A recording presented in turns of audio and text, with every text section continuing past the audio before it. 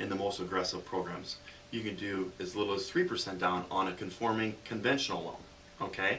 But then you have to buy PMI, which is private mortgage insurance, if you don't put down at least 20%, okay? Or is it 25%? No, 20% for PMI, 25% for the pricing.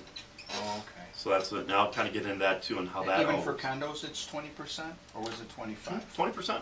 Yep, 20%. But then you get, so what happens these days, they kind of change some of the rules on the pricing part of it, okay? If you don't put down 25% and you're buying a condo, normally if we have a posted rate of, let's say, 3.875, which it was on Friday, normally you're going to get like 4 or 4.125 if you don't put down 25%. They basically hit us. It's these loan level price adjusters. The different price adjusters, one being for down payment, one being for credit score, type of property, that type of thing. So for example, on a condo, if you put down 20%, that's great, but then you're going to get hit with a pricing adjustment which will affect your interest rate. So how that kind of works, just so you're familiar, on our end of it, how it works from our end. We get pricing each day. There's a par rate. At par rate, they pay me and they pay our company nothing. So you don't really pay me money. Okay, that's any money you pay. It's actually for closing costs. And we'll get into that just a little bit later on. The way I get paid is through the bank. The bank pays me what they call yield spread premium. Okay, and as a company, you have to set the level that you want to earn on each file. In guaranteed rate, as a company, we set it very low so we can have the most competitive rates in the industry. That and the fact that we do so much volume, we get the best deals anyway. So what happens though, let's say that the par rate, meaning there's nothing being paid, let's say it's at 3.75, okay?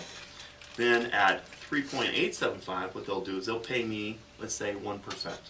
So if your loan is $200,000, they'll pay me $2,000 to do your loan, okay?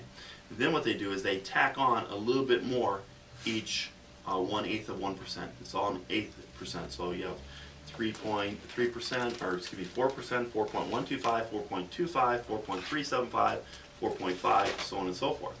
So what happens is now they'll pay me extra money if the rate's a little bit higher, or I can take care of some of these price adjusters. So let's say at 4.125, or excuse me, I said 4, yeah, what did I say, 4? 4. So at 4.125, let's say that they pay me 1.375. Then at 4.25, maybe they pay me 1.75. So what happens in that situation of a condo, since they're pricing you 0.75% hit for your, because you didn't put 25% down. If I'm going over your head, you have to let me know. Nope. You're good so far? Mm-hmm. Okay, so if what happens, they'll charge me this 0.75%. So what happens, you can either pay that, the 0.75% hit that the lenders are charging you, or I can charge you a little higher rate at 4.25. Does that make sense? So you roll it into the loan. You basically are rolling it into loan type thing, yeah. Yeah. So usually I'll give the client the option either or, but this is what they do right now. Is there's these price adjusters. There's price adjusters for your credit score and other things as well. So jumbo loans work a little bit differently. Okay, we do jumbo loans from $418,000 up to $5 million. Okay, now they have their own set of rules. These are portfolio loans. These are actually done with the bank's own money. So I might do it through, let's say, maybe I might do a ING. They're a portfolio lender, or Astoria, places like this.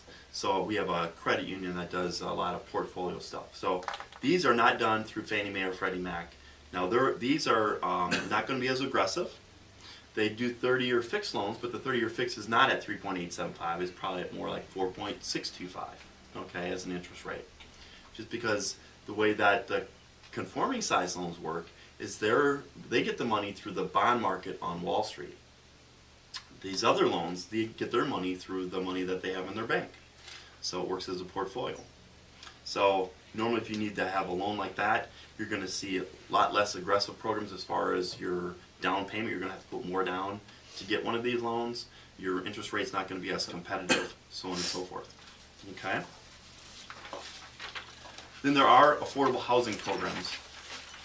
What happens is the government actually wants people to move into maybe less desirable areas, or people who don't make as much money. They put together programs like My Community or Home Possible. These are programs that they do on a conforming size loan under $417,000. So if you're buying in a bad area, or presumed bad, some of them aren't even that bad. Usually I'll check the area, see if it would qualify. You can get into these programs where you get you can go up to 97% loan to value, and then your PMI is a lot lower, costs you hardly anything. So these are really good programs, and there are flexibilities for people who are teachers, firefighters, law enforcement officers, so on and so forth. Okay? Is this by zip code? By zip code. Yep, I'll put in the address, and it'll let me know if it would qualify for that particular program. Some mortgage terminology that you may or may not know. Okay, adjustable rate mortgages. What is that? Are you guys familiar with adjustable rate mortgages? Okay, just to explain how they work. Sometimes people are a little bit confused about that. So you have different terms on the adjustable rate mortgage. You can do a 1-year adjustable. You can do a 6-month adjustable. You can do a 1-year adjustable, 3-year adjustable, 5-year adjustable, 7-year adjustable, 10-year adjustable rate mortgage. What that means basically is that during that period, 1, 3, 5, 7, 10, it remains the same rate. So you get a low introductory rate. Let's say that, for example, on Friday, the 7-year ARM was at 2.875. Wow. So it would remain at 2.875 for 7 years. Works really good for people who are looking to buy a home, and they're not going to stay in that for greater than 7 years. I have a 7-year ARM on my home. I did that because, hey, 2.875. It's a lot better than 3.875. And if I'm not going to be in it in 7 years, why not? You know, it makes a lot of sense for some people. Not for all people. It's not a bad word. Everybody's like, oh, isn't that what got us in this mess? No, that is not what got us in this mess. Okay, what got us in the mess? They did have these. Borrowing things you don't know. Yeah, exactly. It was the stated income. It was a lot of different things. Aggressive with people who you shouldn't be aggressive with, so on and so forth. And they did have some negative amortizing arms where you could pay a payment where your balance would go up each month. No, that's a bad idea. That's a bad idea. They're called option arms. No, those were bad. A lot of those did go bad. I agree. They should not have had those products. But regular arms, as long as they're for the right person in the right situation, it's not a bad thing. And the way that they work, so they remain at that low rate for that given period of time, and then they can adjust. And the way most of the ones that are on the conforming conventional lines, they have what they call caps. Okay, caps is how much is the highest it can go, you know, during a given period of time. And most of the caps are on these loans. I have different ones too that have better caps, but most of these are 5 to 5. Basically, the first number 5, that is the maximum it can go up after the first year that it comes out. So in year 8, so at 2.875, the max it could go up to is 7.875. Wouldn't that be good? Scary. That's if the whole world went to hell. That's the maximum it could go. Okay, so if rates are at 20, you'd be at 7.875.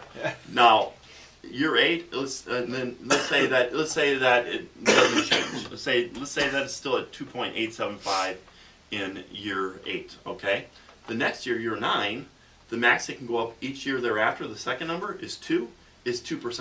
So let's say the whole world blew up, and the max, let's say you're at 2.875, the max you can go up to is 4.875. Okay? And then the third number is the max it can go up throughout the whole period of the loan. The max it can go up throughout the whole period, which is 30 years. They're amortized over a 30-year period, meaning that they're due to pay out in 30 years, is 5%. In that situation, would be 7.875. So